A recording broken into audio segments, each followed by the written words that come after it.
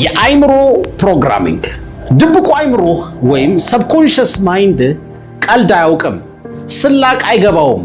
መመሪያዎችና ቀጥተኛ ትዕዛዞችን ብቻ ነው የሚያውቀው። ለምሳሌ አንተ እኔ እኮ ደደብ ነኝ፣ ያው ማትስ ሁሌም አይገባኝም ብለህ በቀልድ ብትናገር ንዑስ ሕሊና ወይም ሰብኮንሺየስ ማይንድ መረጃውን ይመዘግባል። አሃ እኛ ደደብ ነን። መመሪያው ምን ይላል?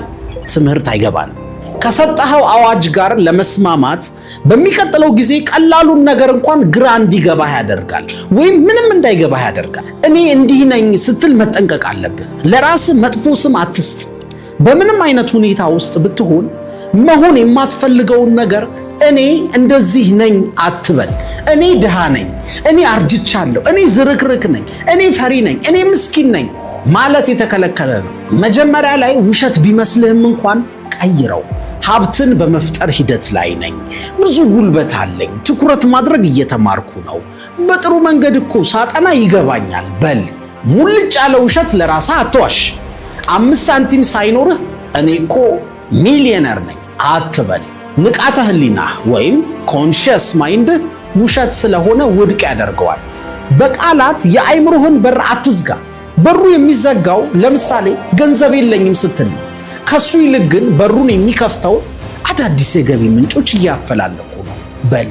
ሁሌም ለራስህ የምትገባውን ቃል ደግሞ ጠብቅ፣ ታማኝ ሁን። ለምሳሌ 11 ሰዓት ነገ እነሳለሁ በጠዋት ብለህ ተኝተህ ብታረፍድ የገዛ ቃልህን አጠፍክ። ስለዚህ ድብቁ አይምሮ ይታዘብሃል። ሰብኮንሺየስ ማይንድ ነገ ስፖርት ሰራለሁ ብለህ ካልሰራ አሁንም ሰብኮንሺየስ ማይንድ ቃልህ ዋጋ እንደሌለው፣ ታማኝ እንዳልሆንክ እያስተማርከው ነው። ድምፅህ ጫጫታ እንጂ ሕግ እንዳልሆነ እየነገርከው ነው። ከዛ አንድ ቀን ህይወት ቀያሪ ዓላማ ይዘህ ስትነሳ ድብቁ አይምሮ ይስቅብሃል።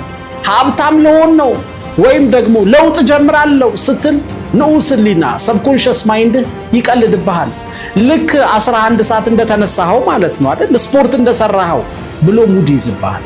ቃልህን አያምንም። ዓላማ ኃይል አይኖረውም፣ ምንም ነገር አይፈጥርም። ነገር ግን ስር ነቀል የሆነ ለውጥ ከፈለክ፣ በህይወት የሚታይ የሚጨበጥ ለውጥ ከፈለክ፣ ለአይምሮ የተግባር ሰው መሆንህን ከዛሬ ጀምሮ በትንሹም ቢሆን አሳየው። ኢንተግሪቲ ይኑርህ። ለቃል ታመን። የተናገርከውን ቃል የገባኸውን በሙሉ ሁሌም የምትፈጽም ከሆነ ድካሙ ምንም ቢሆን እሳትም ቢዘንብ እሄዳለሁ ያልኩትን አደርጋለሁ ብለህ የተግባር ሰው ከሆንክ ግን ንዑስ ሕሊና ለቃልህ አክብሮት መስጠት ይጀምራል። የምትናገረውን ነገር እንደምትፈጽም ያያል። ከዚያ ወሳኙ ሰዓት ሲመጣ ፍቃዴ ይፈጸም ስትል አይምሮህ ብቻ አይደለም ዙሪያ ያለው ነገር በሙሉ ያንተን ቃል ለመፈጸም ይሰለፋል። አይምሮ እንዲህ ነው ፕሮግራም የሚደረገው።